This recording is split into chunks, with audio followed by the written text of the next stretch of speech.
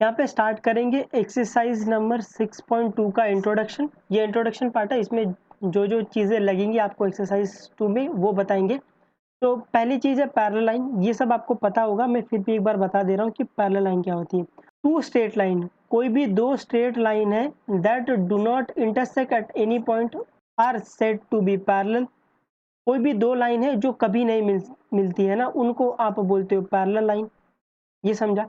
अभी आपको यहाँ पता क्या रहना चाहिए, यहाँ पे आपको पता रहना चाहिए कि पैरेलल लाइन दिख कैसी रही है, ठीक है? तो पैरेलल लाइन ऐसे कुछ दिखती है। और यहाँ पे एक और बात आपको नोट करने वाली है कि they have the same distance, है ना, वो दोनों एक दूसरे से सेम डिस्टेंस पे रहती है। का मतलब होता है यहाँ से यहाँ तक का डिस्टेंस रहेगा ना, वो हमेशा सेम रहेगा, आप कहीं भी नाप लो, ठीक है? ऐसा, ये समझा? पैरेलल लाइन दिख कैसी रही ये इंपॉर्टेंट है। और आपको एक बात यहाँ पे ध्यान रखनी है कि इन दोनों के बीच में हमेशा डिस्टेंस सेम रहेगा। क्यों डिस्टेंस सेम रहेगा?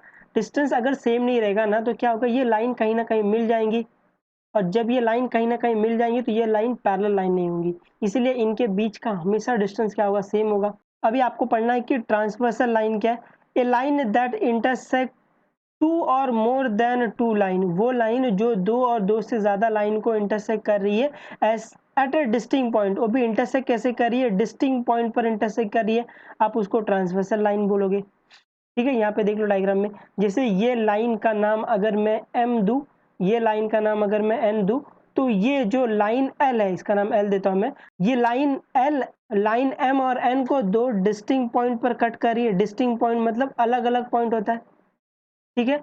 तो ये जो लाइन L है, इस लाइन L को हम बोलते हैं ट्रांसवर्सल लाइन, क्योंकि ट्रांसवर्सल की डेफिनेशन ये है कि ट्रांसवर्सल लाइन वो लाइन होगी जो किसी भी दो या दो से ज्यादा लाइन को कट कर रही होगी, है ना? हम लोग इसको बोलते हैं ट्रांसवर्सल लाइन वो लाइन है जो सबका काट रही है ना? उसके पास जो आ रहा है वो सबको कट कर रही है, और वो भी कट कैसे कर रही है, एट अ डिस्टिंक्ट पॉइंट पर कट कर रही है, अलग अलग पॉइंट पर कट कर रही है, ठीक है? तो ट्रांसवर्सल लाइन क्या है? ट्रांसवर्सल लाइन वो लाइन है जो सबका काट रही है, ठीक है? ये समझा? अभी यहाँ पर जो आपको नेक्स्ट पढ़ना है वो angle related to transversal line. जब ट्रांसवर्सल लाइन दो लाइन को कट कर रही है तो ऐसे कौन कौन से एंगल बनेंगे उसके बारे में हम लोग थोड़ी जानकारी ले लेते हैं। पहला है एक्सटीरियर एंगल, जैसे नाम में ही एक्सटीरियर मतलब बाहर वाला एंगल।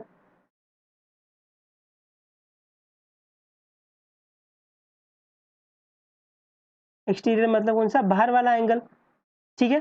तो जब एक ट्रांसवर्सल लाइन दो लाइन को कट करेगी तो बाहर वाला एंगल कौन कौन सा आएगा, पहले इसको नामकरण दे लेते हैं। इसको नाम दे लेते हैं एंगल 1, इसको नाम दे लेते हैं एंगल 2, इसको नाम दे लेते हैं एंगल 3, इसको नाम दे लेते हैं एंगल 4, और ये एंगल 5, ये एंगल 6, ये एंगल 7 और ये एंगल 8। तो एक्सटीरियर एंगल कौन कौन सा होगा, वो एंगल जो बाहर होगा। तो बाहर वाला एंगल कौन सा है, ये वाला एक बाहर है, तो एंगल 1 बाहर वाला एंगल है, एंगल 2 बाहर वाला एंगल है। तो यहाँ पे लिखेंगे एंगल 1, एंगल 2, और यहाँ पे बाहर वाला एंगल कौन सा है, ये एंगल 8 और एंगल 7। ये चार एंगल क्या बाहर वाले एंगल है, ठीक है? दूसरी बात, इंटीरियर एंगल किसको बोलते हैं? इंटीरियर मतलब अंदर,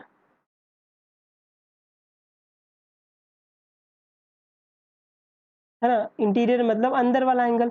तो जो जो अंदर वाले एंगल है आप उसको इंटीरियर एंगल बोलते हो। तो इंटीरियर एंगल कौन सा, अंदर वाली, ये अंदर वाला एंगल है, तो एंगल 4। और ये भी एंगल 3 भी इंटीरियर एंगल है, तो एंगल 3। एंगल 6 भी इंटीरियर एंगल है, तो यहाँ पर एंगल 6 और एंगल 5, ठीक है? ये समझा इंटीरियर और एक्सटीरियर। जो बाहर वाला एंगल है उसको एक्सटीरियर एंगल बोलते हैं, जो अंदर वाला एंगल है उसको इंटीरियर एंगल बोलते हैं। सिंपल।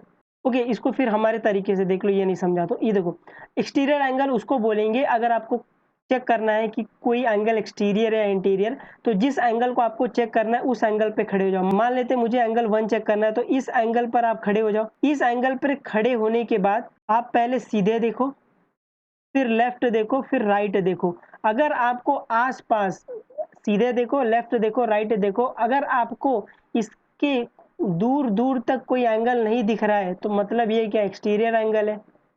ये समझा? जैसे आप, अगर आपको एंगल 2 देखना है, एक्सटीरियर इंटीरियर, इसके ऊपर खड़े हो जाओ।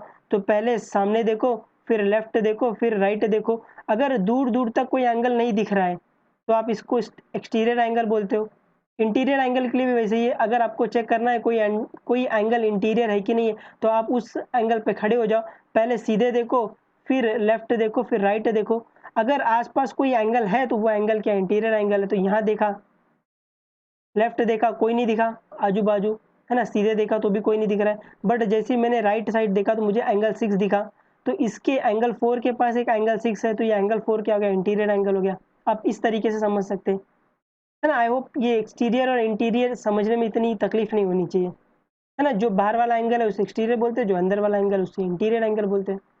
ठीक है। अभी यहाँ पर ये थोड़ा सा इंपॉर्टेंट है इसके बेसिस पे, क्योंकि एक प्रॉपर्टी आती है जो थ्रू आउट मैथमेटिक्स में यूज होती है, तो इसीलिए ये थोड़ा सा इंपॉर्टेंट बन जाता है। Different type of angle form when, कब, when transversal line cut the two line at a distinct point. जब ट्रांसवर्सल लाइन दो लाइन को कट कर रही है एट अ डिस्टिंक्ट पॉइंट पर, तो ऐसे बहुत सारे डिफरेंट डिफरेंट टाइप के एंगल बनेंगे, है ना। उन एंगल्स को हमको स्टडी करना है कि वो डिफरेंट डिफरेंट टाइप के कौन से एंगल है।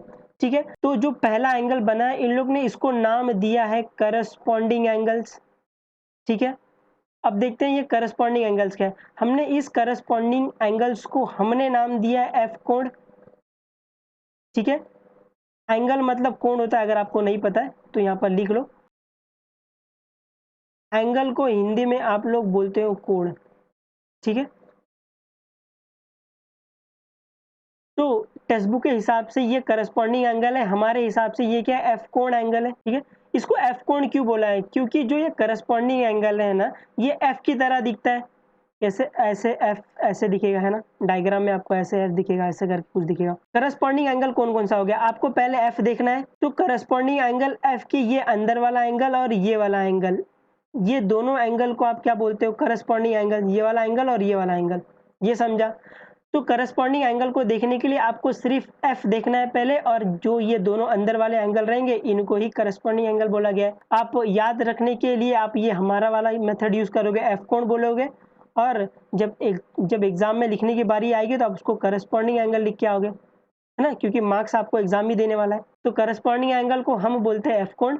तो आपको ये याद रखना है कि करस्पॉन्डिंग एंगल को एफ कोण बोलते हैं, और एफ ऐसा दिखता है, तो करस्पॉन्डिंग एंगल ये अंदर वाला है और ये अंदर वाला, ये दोनों एंगल को आप क्या बोलते हो, करस्पॉन्डिंग एंगल, है ना। तो ये फिगर को नाम दे लेते हैं। तो ये एंगल 1, ये एंगल 2, ये एंगल 3, एंगल 4, एंगल 5, 6, 7, 8। तो क्या अभी आप इसमें से मेरे को बता सकते हो कि कौन कौन सा एंगल करस्पॉन्डिंग एंगल होगा। तो मैं बोलूँ आपको करस्पॉन्डिंग एंगल देखने के लिए आपको एफ देखना है पहले डायग्राम में, कि एफ कहाँ बन रहा है। तो ठीक है, पहला वाला देख लेते हैं। तो पहला वाला आपने देखा, तो एफ ये बन रहा है।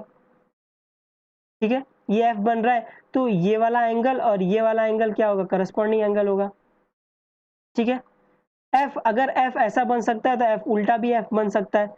तो आपने देखा ये वाला लाइन, ये लाइन एफ बना रही है, तो ये वाला एंगल करस्पॉन्डिंग एंगल हो गया, है ना। इसको नाम दे ले, तो ये एंगल 4 है, ये एंगल 4 है, और ये एंगल 8 है ना। एंगल 4 और 8 क्या करस्पॉन्डिंग एंगल है, और ये वाला एंगल का नाम दे दो एंगल 3, और एंगल 7 करस्पॉन्डिंग एंगल है ना। जैसे आपने ऐसा सीधा एफ बनाया, तो आप उल्टा एफ भी बना सकते हो, ऐसा एफ बना सकते हो, है ना। ऐसे भी एफ तो बना सकते हो ना, ऐसा एफ। तो ऐसा एफ बनाओगे तो ये वाला एंगल और ये वाला एंगल करस्पॉन्डिंग होएगा। अगर मैं इसको नाम दूं तो एंगल 1 और एंगल 6, है ना। इसमें आप देख सकते हो कि अगर मैं इस साइड से एफ बना सकता हूं, तो मैं इस साइड से भी ऐसा एफ बना सकता हूं। तो ये वाला एंगल और ये वाला एंगल करस्पॉन्डिंग एंगल होगा, है ना। ये समझा सबको, है ना। बहुत ईजी है। करस्पॉन्डिंग एंगल बोलेगा वो, तो आपको सिर्फ याद रखना है कि करस्पॉन्डिंग एंगल मतलब एफ कोण होता है, एफ की तरह दिखता है, और इसके जो अंदर वाले एंगल रहते हैं इनको क्या बोलते हैं, करस्पॉन्डिंग एंगल। ये वाला एंगल, ये वाला एंगल, ये समझा, ये आ जाएगा अभी। दूसरे टाइप का जो एंगल बनता है जब ट्रांसवर्सल लाइन दो लाइन को कट करती है एट अ डिस्टिंक्ट पॉइंट पर, तो दूसरे टाइप का जो एंगल बनता है उसको बोलते हैं अल्टरनेट इंटीरियर एंगल। हम इसको बोलते हैं जेड कोण अंदर से, है ना। ये इंटीरियर को ही अंदर से बोला गया है, नहीं तो इसको, अगर ये इंटीरियर नहीं होता इसको क्या बोलते हैं, अल्टरनेट एंगल। तो हम लोग इसको बोलते हैं जेड कोण। अभी जेड कोण क्यों बोलते हैं, क्योंकि जो इसका एंगल रहता है ना वो जेड की तरह दिखता है। अगर आपको फिगर में ऐसा जेड दिख गया तो आपको अल्टरनेट इंटीरियर एंगल मिल जाएगा। इंटीरियर मतलब अंदर वाला, तो ये वाला एंगल और ये वाला एंगल मिलके क्या बनाएंगे, अल्टरनेट इंटीरियर एंगल। ठीक है, ये समझा। जब जब आपको वो बोलेगा कि अल्टरनेट इंटीरियर एंगल, तो आपको क्या देखना है, जेड कोण अंदर से, तो जेड कोण मतलब जेड की तरह दिखेगा, और ये अंदर वाले जो एंगल रहेंगे इनको अल्टरनेट इंटीरियर एंगल बोला गया। तो क्या आप यहाँ पर अभी मुझे बता पाओगे कि कौन कौन सा एंगल अल्टरनेट इंटीरियर एंगल होगा? आपको सिर्फ जेड देखना है, तो आपने देखा ये वाला है ना, ऐसे ऐसे और ऐसे जेड बनाएगा, तो ये वाला एंगल और ये वाला एंगल क्या हो गया, अल्टरनेट इंटीरियर एंगल।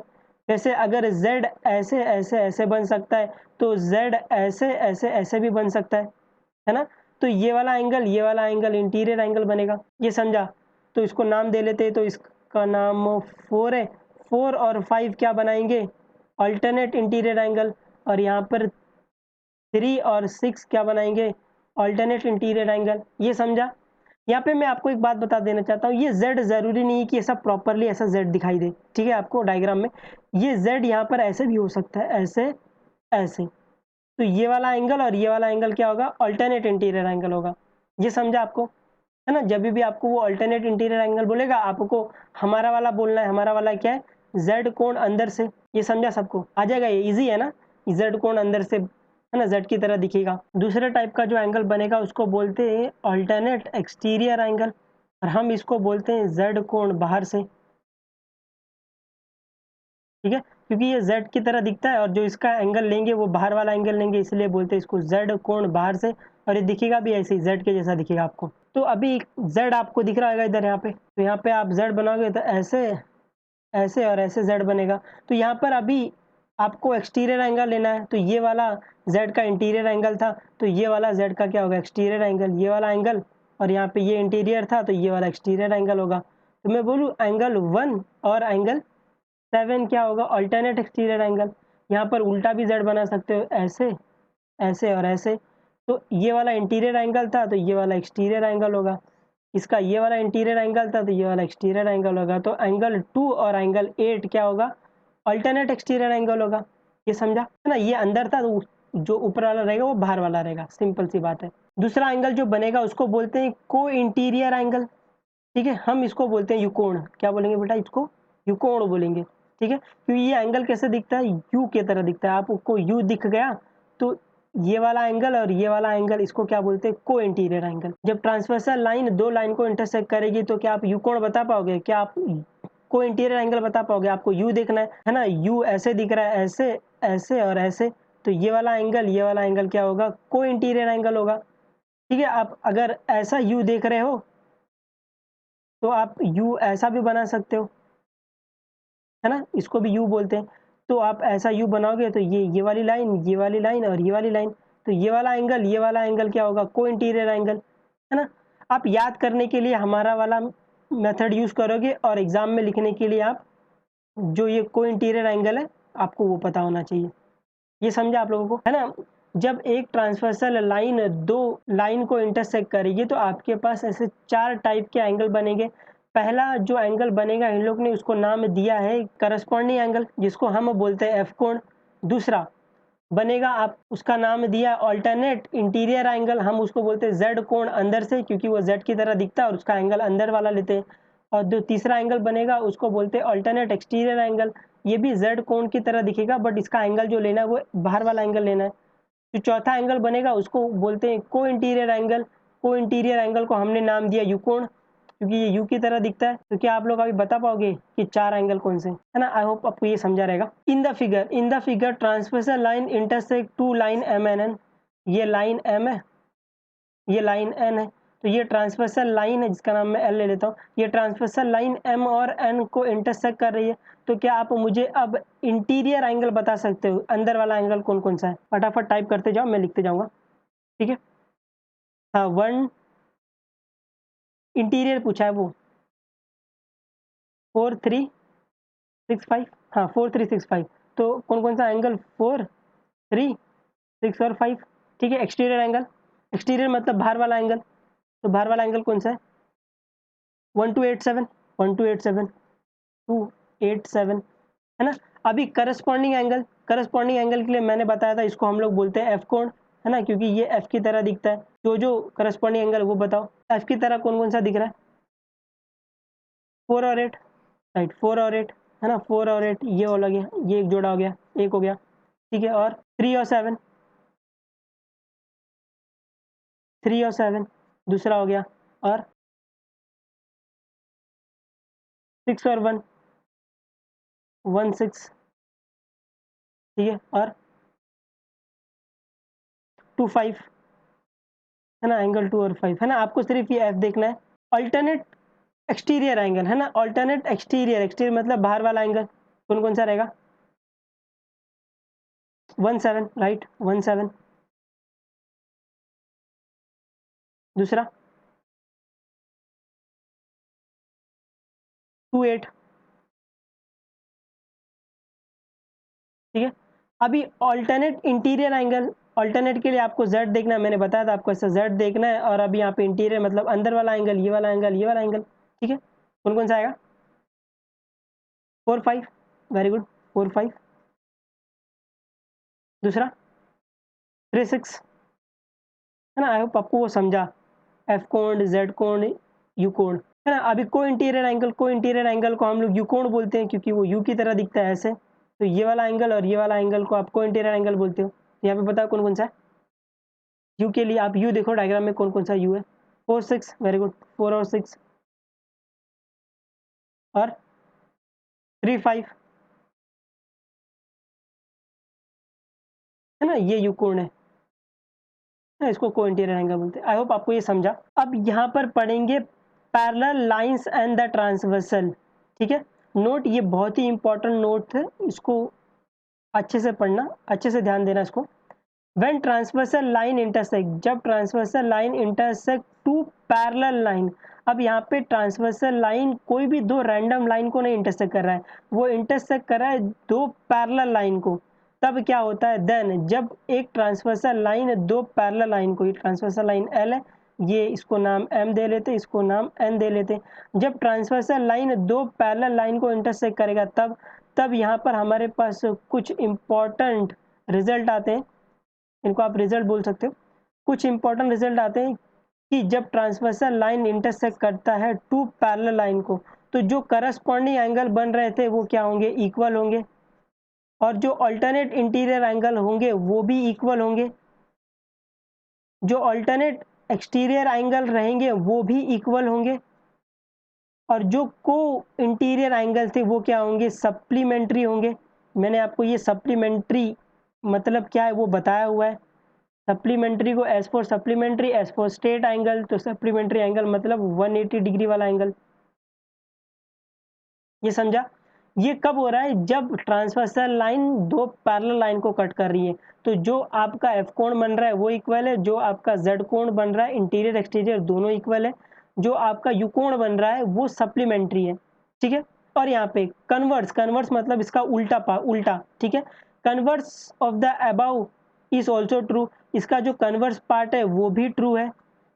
इसका मतलब क्या होता है कि व्हेन, पहला वाला लेते हैं, अगर करस्पॉन्डिंग एंगल्स इक्वल है ना, अगर करस्पॉन्डिंग एंगल जो है वो इक्वल आ रहा है, तो दो लाइन रहेंगी ना एम और एन, ये क्या रहेंगी? पैरेलल रहेंगी, है ना। ये इसका सीधा पार्ट क्या था कि जब दो लाइन पैरेलल है तो ये करस्पॉन्डिंग एंगल जो बन रहा है वो क्या? इक्वल है।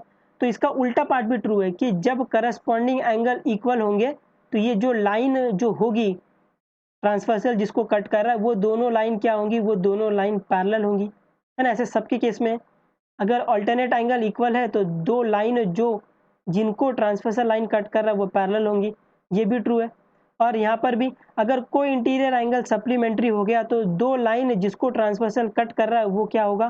पैरेलल होगा, है ना। इसको फॉर्मली देख लेंगे हमारे तरीके से, इसको कैसे याद करते हैं, और इन सबको एक एक नाम दे लेंगे ताकि आपको एग्जाम में प्रॉब्लम ना हो, है ना। ये तो मैंने बता दिया, आप लोग ने सुन लिया, और एक कान से सुना दूसरे कान से निकाल दिया रहेगा अब तक तो, ठीक है। तो इसको हमारे तरीके से पढ़ लेंगे, और जैसा मैं आपको सिखाऊंगा आपको उसी तरीके से उसको याद रखना है। अगर आपने उस तरीके से उसको याद रख लिया तो आप उसको कभी नहीं भूलोगे, ठीक है। तो देख लेते हैं। तो यहाँ पे हाउ टू रिमेंबर, है ना, आप उसको याद कैसे रखोगे? जो ऊपर वाला जिसको मैंने बहुत ही इंपॉर्टेंट बोला है उसको आप याद कैसे रखो? When the transversal line intersect two parallel line, तो जो आपके पास जो रिजल्ट आया उसको याद कैसे रखोगे?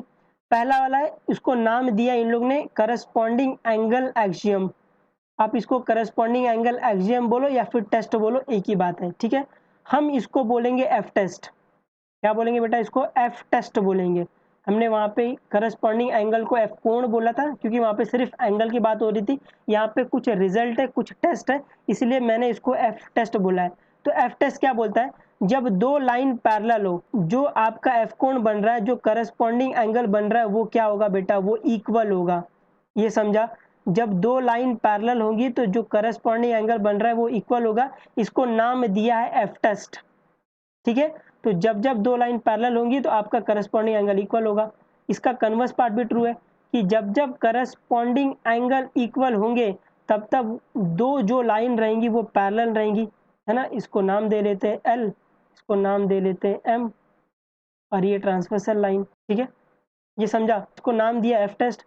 दूसरा है अल्टरनेट इंटीरियर एंगल, है ना। इंटीरियर एंगल मतलब जेड टेस्ट इसको बोलेंगे, इसको बोलेंगे जेड टेस्ट। ठीक है, आपको इंटीरियर बोला है तो आपको इतना समझना पड़ेगा कि आपको अंदर वाला एंगल लेना है। तो जब जब दो लाइन पैरेलल होगी तो जो अल्टरनेट इंटीरियर एंगल रहेगा वो इक्वल रहेगा। ये समझा आप लोगों को, है ना। ये दो लाइन पैरेलल है तो जो जो आपका जेड एंगल बनेगा, जेड कोण बनेगा, ये इक्वल, ये इक्वल। ठीक है, और इसका कन्वर्स पार्ट भी ट्रू है कि जब जब दो अल्टरनेट एंगल इक्वल होंगे तो वो जो लाइन रहेगा वो पैरेलल रहेगा। तो आपका अगर ऐसे ऐसे ये एंगल इक्वल, तो ये लाइन ये इसके पैरेलल रहेगी।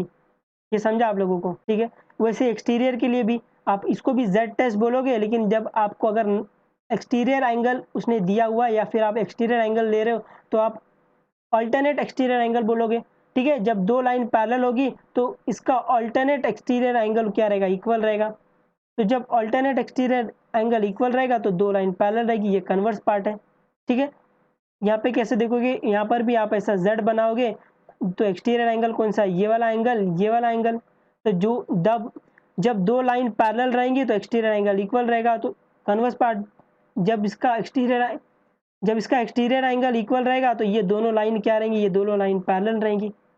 ये समझा, इसको बोला गया जेड टेस्ट। ठीक है, लास्ट वाला कौन सा है, को इंटीरियर एंगल। को इंटीरियर एंगल को हमने बोला यू टेस्ट 180 डिग्री। क्या बोलेंगे इसको, यू टेस्ट 180 डिग्री। को इंटीरियर एंगल को क्या बोलेंगे, यू टेस्ट 180 डिग्री। जब दो लाइन पैरेलल रहेगी, जब दो लाइन पैरेलल रहेगी तो क्या होगा, यू टेस्ट को इंटीरियर एंगल क्या होगी, सप्लीमेंट्री होगी। को इंटीरियर एंगल को आप प्लस करोगे तो वो 180 डिग्री के इक्वल देगा। ठीक है, इसका कन्वर्स पार्ट भी ट्रू है। जब दो को इंटीरियर एंगल को आप ऐड करोगे, अगर वो मुझे 180 डिग्री के इक्वल देता है तो दो जो लाइन रहेंगी वो पैरेलल रहेंगी। तो ऐसे देख लो, ये यू बन रहा है, यू कोण बन रहा है। अगर ये एंगल प्लस ये एंगल 180 डिग्री आता है तो ये लाइन क्या होगी, पैरेलल होगी। अगर ये लाइन पैरेलल होगी, ऐसे ऐसे पैरेलल होगी, तो जो यू कोण बनेगा, जो को इंटीरियर एंगल रहेगा वो सप्लीमेंट्री रहेगा। ये वाला एंगल प्लस ये वाला एंगल कितना देगा, 180 डिग्री के इक्वल देगा, है ना। ये समझा आप लोगों को।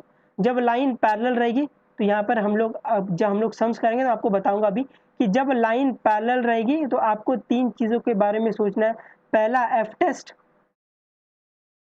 दूसरा आपको सोचना है जेड टेस्ट, तीसरा आपको सोचना है यू टेस्ट 180 डिग्री। ठीक है, आपने अगर इसको याद रख लिया, बहुत ही आसानी से आप एक्सरसाइज को निपटा दोगे। ठीक है, जब लाइन पैरेलल होगी तो आप इन तीन टेस्ट के बारे में सोचोगे, है ना। कभी भी जिंदगी में, कभी भी जब दो लाइन आपको पैरेलल दिखे तो मोस्ट ऑफ द टाइम आपको ये टेस्ट लगाने, F test, Z test, U test 180 degree, है ना। अभी नहाते, सोते, जागते, उठते, बैठते क्या बोलोगे, when the two lines are parallel, तो Z test, F test, U test 180 degree, है ना। Z test, F test, U test 180 degree. ठीक है, इससे आपको याद रहेगा एफ टेस्ट मतलब करस्पॉन्डिंग एंगल, जो एफ एंगल है वो इक्वल है। जेड टेस्ट मतलब जो जेड टाइप पे एंगल है वो इक्वल है। और यू टेस्ट 180 डिग्री मतलब जो यू टाइप का जो एंगल है उन दोनों को मैं ऐड करूंगा तो मुझे वो 180 डिग्री इक्वल देगा, इसलिए बोलते हैं यू टेस्ट 180 डिग्री। ये समझा आप लोगों को, है ना। आई होप ये समझा रहेगा। इसकी मोर क्लैरिटी देंगे जब आपको सम्स कराएंगे, तो सम्स के पहले भी मैं आपको एक बार ये रिकॉल करवा दूंगा, है ना। टेंशन मत लो, अगर आपको अभी थोड़ा थोड़ा समझाए तो भी, है ना। आई नो ये थोड़ी भारी चीज़ है, लेकिन ये हो जाएगा अगर आप मेरे तरीके से पढ़ोगे इसको। ठीक है, यहाँ पे अभी नेक्स्ट पढ़ेंगे line parallel to the same line. ठीक है, ये एक कॉन्सेप्ट आता है, इसको थ्योरम के फॉर्म में देख लो। A line which is parallel to the same line are parallel to each other, है ना। ये क्या बोल रहा है, ये बोल रहा है अगर कोई एक लाइन है, जैसे यहाँ पे देख लो दैट इज, है ना, ये क्या बोला, दैट इज ये।